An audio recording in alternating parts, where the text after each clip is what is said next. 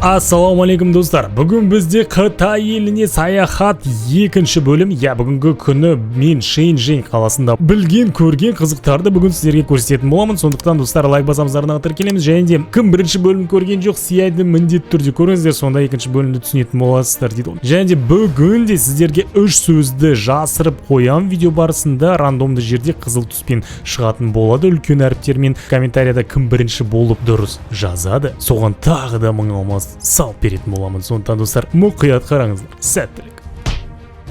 Жалпы Қытайға білесіздер, мені Honor компаниясы шақырған болатын, және де неге біз Сианьға бардық, біресе Шэньчжэньге бардық. Өйткені Сиань қаласында Honor компаниясының суретін, әсерін бағалау лабораториясы болса, Шэньчжэнь қаласына не үшін келген туралы бүгінгі видеода білетін боласыздар, және де ондайды мен өмірімде ешқашан көрген емеспін. Кеттік.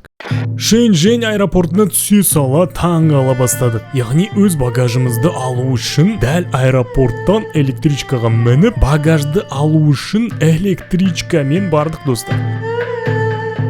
Яғни қаншалықты Шэньчжэньнің аэропорты дәу десеңіздер.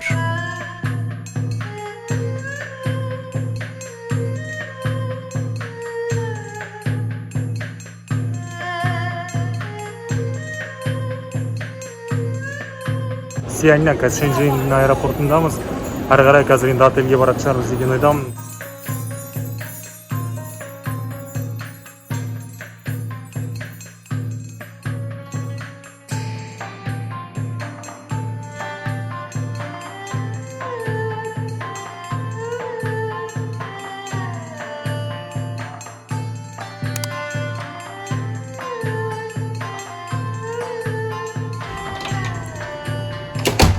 Так, достар, сөйтіп біз Сианьнан Шэньчжэньге келдік. Бұнда жаңа отельге қоныстанып жатырмыз. Fast room тур жасайтын боламыз. Кеттік. Кіребесте мындай тумбочка бар. Театр егер вешалкадан басталса, кез келген отель туалеттен басталады. Так, бәрі істеп тұр. Ешкім кеткен жоқ мен туалетіме. Мына жерде какой-то гвоздь дейді ол. Айна, боди лосьон, 2 су, зубная щетка мен паста. Фен да бар. Қытайдың отельдерінде байқағаным, бүкіл жерде висы бар. Комнатаға bedroom арқылы кіре аламыз. Сонымен қатар сырттан да кіруге болады. Ылғи Қытайдың нелерінде противогаздар бар. Сейф, доска, зон, халат, тәпішке, щетка, метка, анау, мынау, кондер, телек, ресторан менюі. Вино арналған нәрсе ғой, құдай. Сервис, кофе, анау мынау, сиыр бұзау. Батырхан анау керек. Мынау не? Офисный стол, лампасы. Сонда винтажный кішкене стиль. Вот это вид. Кайф. Кішке қисайып тұр. Кішке түзетіп қойға кесін. Ары қаратып қояқ.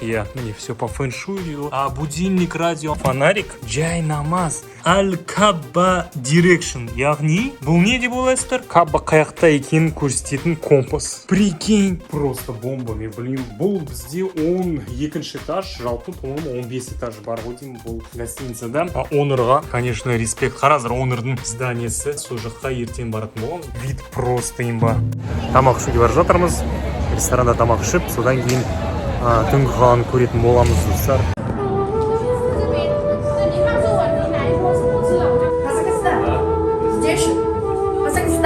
Муслимил?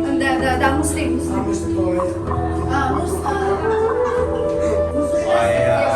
Сказка или песня.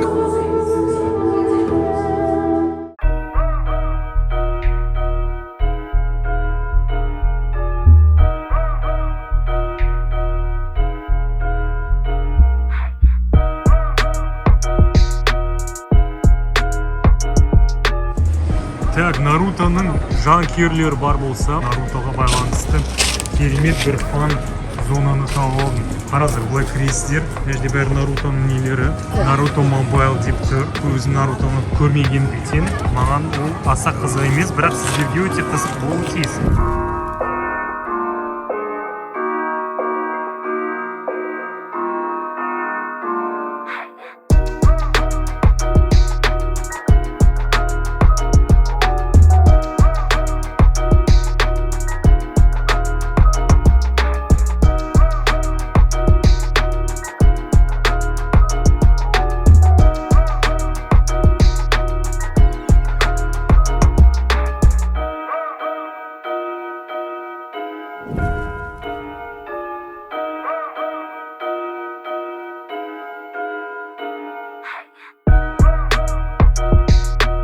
Батыруту.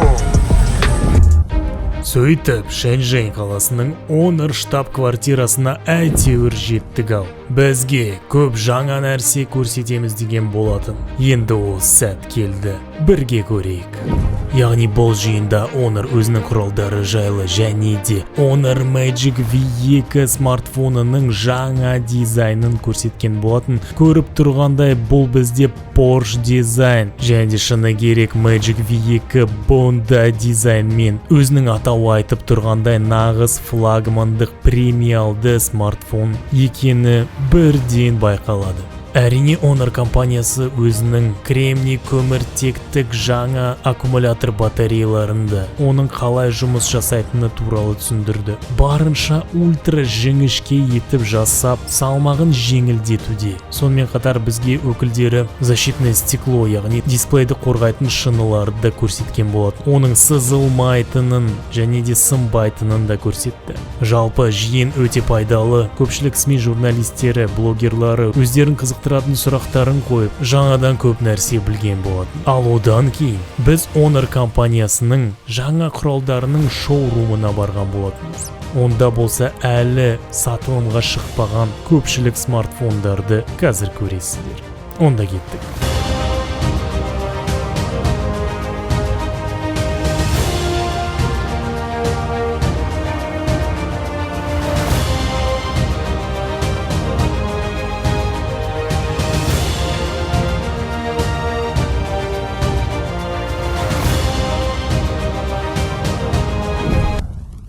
Естеріңізде ме, Сиань қаласында біз Honor'дың фотолабораториясына барып, өкінішке орай ол жер құпия болғандықтан сіздерге ол туралы мәліметі келесі видеода айтамын деген. Қазір мен сіздерге ең құрмаса ептеп түсіндіріп кетейін. Қазіргі таңда жалпы смартфондардың фотокамерасына талаптар жыл сайын өсуде. Ал Honor'да болса телефондағы камераларына арналған бөлек фото зертханасы бар. Шын өмірде кездесетін сценалар ұйымдастырылған. Ал енді сол жерде Honor'дың роботтары смартфондарымен сол сценаларды фотоға түсіріп, өздерінің камераларының фотоға түсіру мүмкіндіктерін тексеріп, түрлі испытаниялар өткізеді. Сөйтіп мыңдаған фотоларды әдейі мамандар зерттеп, смартфондағы камераларын және де софттарын жетілдіреді. Ғажап емес пе? Сондықтан да Honor камераларының мүмкіндіктері мен сапасы қазіргі таңда жоғарғы деңгейде болып тұр. Ол ма достар, енді Шэньчжэнь қаласында Honor компаниясы барлығымызды жинап, өзінің басты смартфондар және басқа құрылғылар жинайтын және де нақты тесттен өткізетін зауыты мен лабораториясына барлығымызды жинап әкелді. Ол жерде де өкінішке орай фото, видео, съемка жасауға болмады, сондықтан барлықтарымыздан телефондарымызды алып қойды. Сонымен қатар бәрімізге кәдімгідей униформа берді. Шыны керек барлығымыз киіп алғанда